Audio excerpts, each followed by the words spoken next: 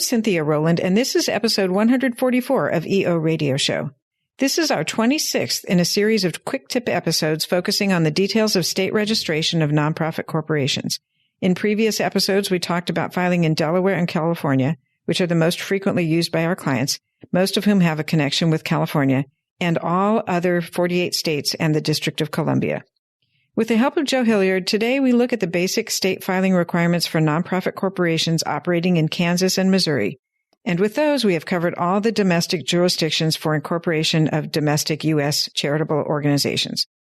You can find all the prior episodes on our website or at the Farella YouTube channel, where there's a playlist just for these state filing requirements. Welcome to the EO Radio Show, your nonprofit legal resource. Brought to you by the Exempt Organizations Group at Farella, Braun & Martel. My name is Cynthia Rowland, and I'm a partner at Farella. I'm a business and tax lawyer with more than 30 years of experience advising clients on nonprofit and charity law. Through this podcast, our lawyers and guests will discuss a range of legal and business issues impacting the nonprofit world because we understand you work hard every day to make your community a better place to live and do business. Many of our programs focus on the basics, and at times we'll do a deep dive into narrow and complicated legal issues. Again, welcome to the EO Radio Show. We're glad you're here. As we discussed in previous episodes, nonprofit corporations are one variety of fictitious business entities. Others include partnerships and limited liability companies. The laws of all states prescribe certain formalities that organizers of these business entities must go through so that the entity can be regulated and subject to legal process as a person.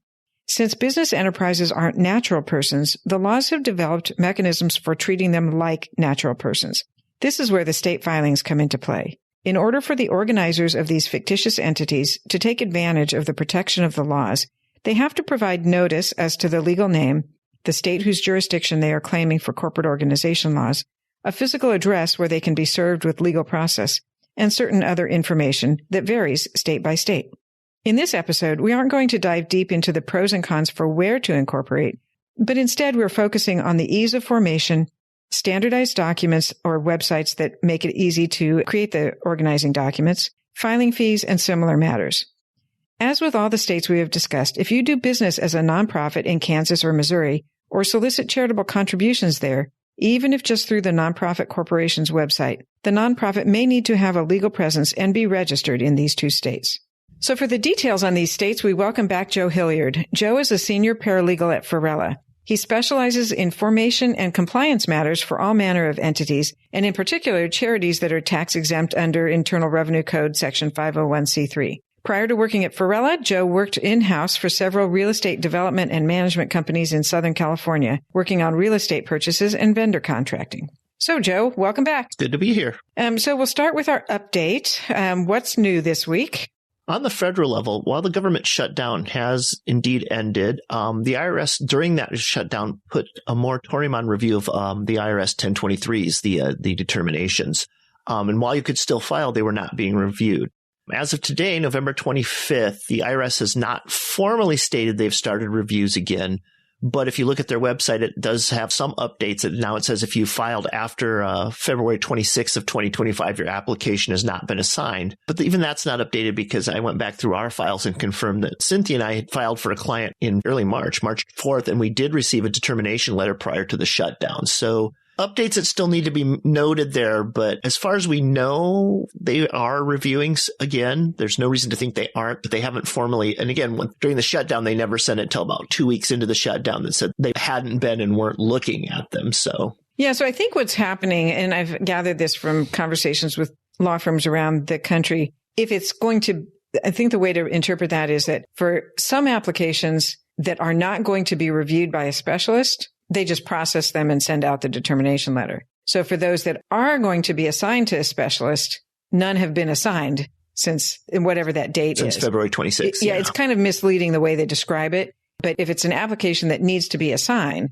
they haven't assigned it yet. But that doesn't mean that no applications filed after February are going to be approved. We know the expedited ones are getting approved. If it's been a long time and you haven't heard anything, you're probably waiting to be assigned. They haven't assigned anybody later than February. So it's still a long haul to wait. And so if you can if there's a good reason to ask for expedited treatment, now's the time to do it. For sure. So on the state level, anything new with the states that we've already covered, which is everybody except these last two that we're doing today? Before we get away from the IRS, I did want to remind also that the IRS traditionally shuts down EIN requests for that week in between Christmas and into New Year. So if you're thinking about forming at the end of the year, to get to have a formation date before the end of this year, to remember that you need to get while you can, and we'll talk about that here in the state level too, while you can get your state level document in place, you may not get an EIN for the year if you need it and you want to file something. So think about that. And then on the state level, again, as we're coming up to the end of 2025, it's a good reminder to check all the state availability for filings at the year. And Delaware recently sent around their reminder memo that they're closed January 1st, 2026. And that you need to make special arrangements prior to the end of the year to have that January 1st as your formation date. So traditionally, we would tell people, again, it takes longer. I'm already seeing this California here. Traditionally, a non-expedited would take 3 to 5 days, and we've moved up to about 7 to 10 days in the last week as people are starting to form things for the end of the year to make sure they get that date, that the review is longer. So even if you get that filing date, you may not have your paperwork back before the end of the year for that. And then like in Delaware, ideally, if you're going to form and you want that January 1st date, you should be talking to somebody really by the middle of December, the 15th, the 16th. And we can talk real quick here. Procedurally, what you do is within the articles, you put the very last thing in the articles is you put that the effective formation date is January 1st of 2026. I've not done that so much with corporations, but certainly we do that a lot with LLCs where we're moving things and we want that to be the January 1st, but we want to have all the paperwork in place. So it's something to think about as you're forming entities. Okay. Well, that's news. Interesting to keep track of and very important at this time of year. All right. So on to Kansas, second to the last state. What do we know about organization in the state of Kansas for our nonprofits? So in Kansas, their Secretary of State governs entity formation. Their forms can be printed and filed, or they can be filed online through their online portal. That's about the same. They were relatively simple when I went through it. And then so for a domestic nonprofit corporation, they have a 2-page form that's PBCs. They use the initials to start them with, and it's the Articles of Incorporation, Domestic Kansas Public Benefit Corporation. And it starts with a test that, quote, this is a public benefit corporation pursuant to KSA 17-72A02, Section A, Section 2. So this is a reminder to check your local rules when you're forming. Just make sure that you understand what the Kansas local looks like there. It starts with your normals, the name, your registered agent. Section 4 asks for the, quote, nature of corporation's business or purpose and one or more specific public benefits to be promoted, unquote. So you've got to think about how you exactly want to put your purpose there. The directions note on this section specifically, quote, you may state the purpose of the corporation is to engage in any lawful act or activity for which corporations may be organized under the Kansas General Corporation Code. And by such statement, all lawful acts and activities shall be within the purposes of the corporation except for express limitations. So interesting, but, in addition to this purpose statement, the specific public benefits that are to be promoted must be provided. So, you've got to think about what you're putting in here. This is really much more specific than we allow to see, just generically say, state your purpose. This goes back to their codes there. Then Section 5 asks whether it's a stock or not. Section 7 asks for the name and mailing address of each board member, notes, quote, this must be completed if the incorporator's power terminates once document is filed, unquote. And that's something we commonly do here in California. We'll file as the incorporator and then we'll resign immediately and appoint the board. Here, if that's what's going on, you have to still have that board named in place in your original articles, which is, as we're coming down to 49, I think this is the first time we've seen something similar to that's done that. That being said, within the document itself, there is no space for what we would consider our Form 501c3 dissolution language. Their nonprofit fact does say, quote, for most organizations, creating and filing online articles of incorporation will be sufficient. However, there may be additional requirements that other local, state, or federal offices require. The organization may wish to consult with their legal advisor and, if necessary, may need to submit drafted articles of incorporation by paper. And that would be similar to what we do here in California, where we draft it. And keeping in mind, though, what we've just talked about, why I went through the form is because there are specific Kansas items that would need to be into that. So even if you want to draft them, go to their form, print out the form, and make sure you hit every section that you need to have in that document. Yeah, so this is interesting because for listeners that aren't as familiar with the dissolution language, what that refers to is the Internal Revenue Code requires a statement that on dissolution, all the assets will be paraphrasing, will be distributed to a 501c3 corporation so that the assets remain subject to the exemption, the rules for tax exemption. And here in Kansas, you also have to have other specific language. So you kind of are forced into doing a paper filing, it sounds like, because you've got to have the dissolution language, and it sounds like there's no place in the not a real place fill-in web form. But again, which is similar to what we see here in California. And again, because we have very specific California, especially if you have real estate, there are specific sections we put into those dissolutions as well here in California. So. All right. So moving on to registering a foreign nonprofit that's doing business in Kansas. How does that foreign charity, the charity formed in a state other than Kansas, qualify to do business? So for foreign registrations, Kansas has a separate 2-page form that's the FAA Application for Registration Foreign Non-Kansas Business. As we've seen with several of the states, this is for all foreign registrations. So Section 1 is to choose a business type. And the choice here would be corporation, not for profit. It asks for the basics of a lot of what we see with foreign registrations: the name, where it was formed, the date of formation, an address, a Kansas registered agent, their date of doing business in the state of Kansas. Section 8 asks for, quote, full nature and character of business to be conducted in Kansas, unquote. So that's, again, we do this when we're talking about some of our national, when we do this, in several states, you need to be very specific to what you're going to do there in Kansas, not just your generic. So think about that. And then for not-for-profits, if the business has passed a reporting period for an information report, the foreign application must be submitted with the most recent information report. Again, this goes back to their timing. If you've already been doing business, you need to file an annual report with your formation, with your registration. And there's an attest that, quote, as of the day of this filing, the foreign business exists in good standing under the laws of the jurisdiction of its organization, unquote. And then no good standing is required. You're just simply attesting to it in the document. So a good standing certificate doesn't have to be requested from the other state. You just have to sign. Again, by signing this, you're signing the attest that it's there. And then it needs to be signed by at least one officer. Then really, we're going to talk about one more thing. Now, every page of the Kansas Secretary of State website, every time you went to a document, every time you went to the document directions, they say, quote, effective July 1st, 2025, there's a new registration requirement for certain entities or individuals owning or acquiring any interest in real property located within 100 miles of the boundary of any military installation in Kansas, Nebraska, Colorado, Oklahoma, Iowa, and Texas.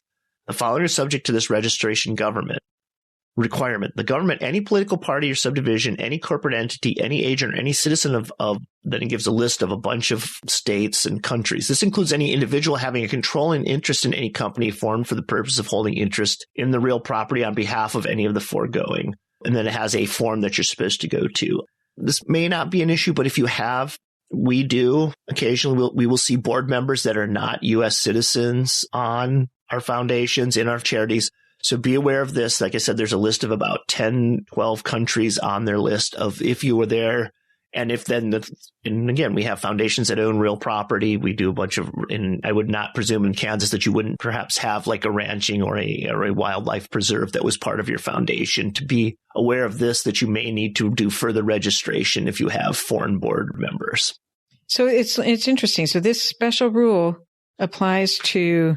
It's funny because this never came up in the other states when we talked about Nebraska, Colorado, Oklahoma, although it was July 1st. So of 25. Of 25. So not like we definitely did Colorado very early. But what it's really focused on, it looks like they referred to this as the Foreign Principal Real Property Interest Registration Form. Correct. So what they're trying to do is gather information about individuals associated with our nonprofit that's registering from out of state who are related to individuals located in certain countries: Correct. China, Cuba, Iran, Korea, Russia, Bolivia, Venezuela, and any organization that's designated as a foreign terrorist organization.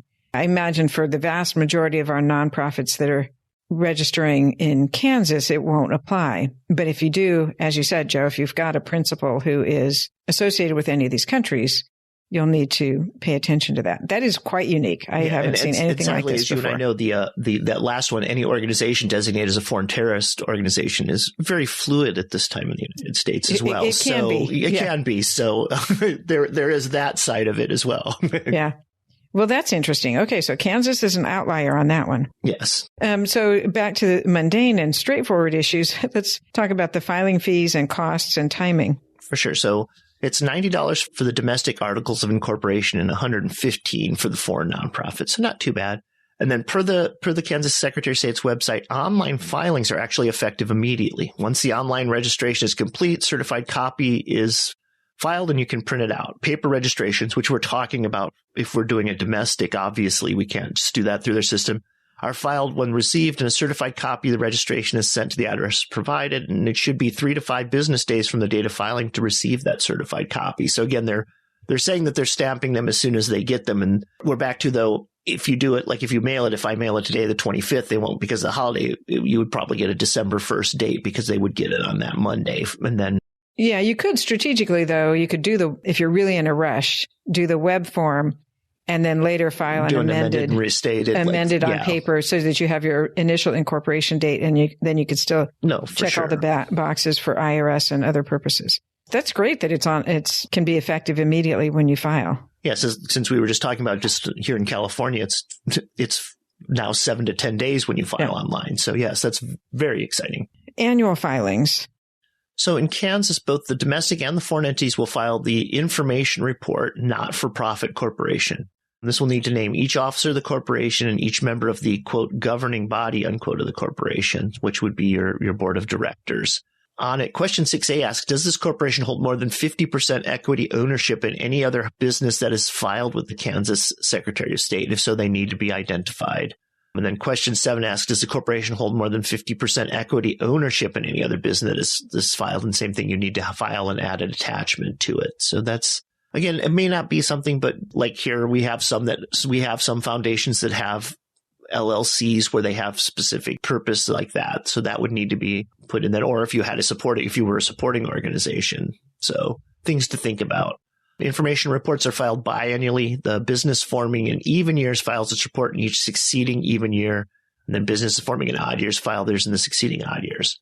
And then as to the actual date, all of them are due by June 15th of that respective odd year. So if we form here in November 2025, our next report will be due by June 15th, 2027. Okay. Annual fees? So the annual fees are $80 for both the domestic and the foreign. And I guess it would be biannual, so not annual. So every other year you'd pay $80. And that's whether you file it online or as a paper form. You can file it both ways. Mm-hmm. And the transparency, was this I know you'll talk about the directors and the individuals, but this previous annual filing that asked for the thing that we just talked about, that if the corporation owns more than a 50% ownership interest, they have to identify that. Could you tell whether that information is public? Yes, the reports are they are a public report. That is correct. Okay, interesting. Yes. All right, so back to the individuals. I was going to say, really, the only state we've seen that's annual report is not public is Delaware. That's their whole reason to try for having them, is that everything is private. So no, the reports are publicly filed in Kansas. So beyond that, beyond any ownership you might have, yes, we talked about even in the initial domestic formation, if you were naming the board of directors, and then on the reports you're naming both the board of directors and the officers. So all of that will be identified whether you're a foreign or a domestic there in Kansas. Other state agencies that the nonprofit needs to register with in Kansas? They're in Kansas. If the nonprofit is organized in Kansas, or a foreign nonprofit which solicits, holds assets, or does business in Kansas, and meets their definition of a charitable organization under KSA 171760, you will need to register with their Attorney General's office prior to soliciting. So it's not dissimilar to California. But again, check 1760 to make sure that you're defined as what they want in Kansas. And then their Department of Revenue governs sales and use tax exemptions. Their page and all the other links are going to be, as well as links to the Kansas PDFs of the forms, are in the show notes. Okay, great. So moving on to our final state, Missouri. What do we need to do to file in Missouri? And sorry, Missourians, didn't mean to leave you till last, but as they say, sometimes you save the best for last. So Missouri, we also have their Secretary of State that's governing formation. So similar to what we just saw in Kansas. And for their domestic entities, they just have a one-page articles of incorporation of a nonprofit corporation. Again, we have our basics, the name, the registered agent, whether it's public benefit or mutual benefit, whether it will be perpetual or have a termination date, and whether it will have members. Section 7 asks for asset distribution, and this is where we were talking about. This is where your 501c3 dissolution language would be entered. Section 8 asks for the purpose. The directions portion on the form for Section 8 notes, in order to come within the purview of Section 501c3 of the Internal Revenue Code, you must include the statements below in your articles of incorporation as filed with the Secretary of State. And then it says, after the Secretary of State has returned the articles, you furnish a copy to the IRS. So they actually have it spelled out to you much more than most states do. It was kind of nice. And then they have an actual page for use for both purpose and dissolution language that's attached to the instructions as well. It has a whole PDF page of it. This is good exemplar language to do this with. It was actually pretty cool. An incorporator and up to 3 must sign the document. So it doesn't have to name the board, unlike Kansas where we were just talking about. And you can have multiple incorporators or just one. Correct. All right. The foreign nonprofit, what do we need to do to get qualified? So the foreign, we have a 2-page application for certificate of authority of a foreign nonprofit corporation that needs to be filed. And this form is really, really straightforward. It's the name, it's the home state, street address for your domestic principal office, a mailing address, your Missouri-specific registered agent, whether it has members, and what type of a nonprofit. This goes back to the mutual benefit public. Section 6 notes it will need the names and business addresses of all the directors and officers, and this will include vice presidents. So this is about the 3rd or 4th statement that we've seen when the vice presidents are included in that officer expanse. Section 7 asks for the specific purpose of its business in Missouri. So again, just like Kansas, it's asking for state specific here, not your generic, what you're going to do on the overhaul, what you would put in your IRS 1023, but tailor it to the state. Then this needs to be signed by either the chairman of the board or a specific officer. And the current home state certificate of status needs to be within 60 days of filing when you attach it. So you do need a good standing here. The state has an online system available, or these documents can be printed, signed, and submitted that way. All right. So timing for filings, how long is it taking Missouri to get them back? So the Missouri Secretary of State website does not track its processing times, but facts that I checked in with some of our process servers said that with an update to their online system, there are delays in filings occurring. So the review of processing is still generally 1 day for online forms and 4 to 7 business days for paper ones. That's still not too bad. And then for both the domestic and the foreign, it's just a $25 fee with those. So again, this is actually one of the cheaper states we've seen all the way around. Pretty straightforward. So let's talk about annual filings and annual filing fees. So there in Missouri, all nonprofit corporations must file an annual report each year listing all of their officers and directors. We noted this includes vice presidents. And while you can file it annually, you can also just choose to file it biannually every 2 years to, on their website, quote, save effort, although the fees will still cover the 2 years. And this report is due by August 31st. So then again, with the fees, it's for the annual, it's $15 if you send it by mail or $10 online. And then for the biannual, it's $30 by paper and $20 online. It's literally double. Yeah. The website obviously encourages you for cost effectiveness to file that online. And again, it's August 31st. So if we filed today, November 25th, your first report will be due August 31st of 2026. We're back to calendaring. My mind works very, very in very small increments. So I would, since the same cost, I would opt for doing it annually rather than biannually, because there's always more of a chance that something gets missed, lost in your calendar 2 years out versus 1 year out. So my best practice would be just do it every year. Yes. It doesn't save you any out-of-pocket cost. No, it doesn't save you any out-of-pocket by doing that. All right. Transparency. What is of this is public? So as we know, the initial foreign filings needs to name the directors and the officers, including their vice presidents, and including an address for them. It can be a business address, though it doesn't have to be a home address. And then the annual reports for both the domestic and the foreign will include all of the officers and all of the directors. So those names will be in the public sphere. And what other state agencies in Missouri need to be addressed? So charitable solicitation registration is controlled by the Missouri Attorney General. Per their fact, though, any organization recognized as exempt from taxation under 501c3, C7, or C8 are not required to register. So that was kind of interesting. You've already met the requirements to be there by registering and being approved by the IRS, essentially.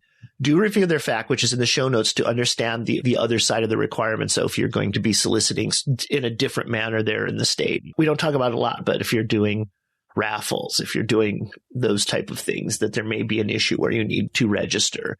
And then similarly, the Missouri Department of Revenue has an excellent fact for their sales and use tax exemption specifically for nonprofits. So they have a whole section tiered out for that. And linked to that both those agencies and all the relevant documents and departments from Missouri are in the show notes too. All right. So that wraps up our survey of the 50 states and the District of Columbia. And next year, in 2026, Joe and I will be back with some more interesting episodes, but not specifically focused on the state filing requirements. So thank you, Joe. This has been quite the journey, and I feel like we really have a playlist that's been developed on our YouTube channel that includes all of the states. So listeners who are looking for a particular state can go to the YouTube channel to find the ones that they particularly want to see. So that's all for this episode and for this series. As I mentioned, check out the show notes for links to other resources in addition to the state filing requirements playlist. And if you go back to earlier episodes for any of those states that we covered over the past couple of years, be sure to check into updated laws before you start your filing process or to do your annual report to make sure that you're complying with the most recent rules. I'm Cynthia Rowland, and you've been listening to EO Radio Show, your nonprofit legal resource, brought to you by the Exempt Organizations Group at Varela, Braun & Martel. If you have suggestions for topics you would like for us to discuss, please email us at eoradioshow@fbm.com. That's eoradioshow@fbm.com. Thank you for joining us. Until next time, make a difference.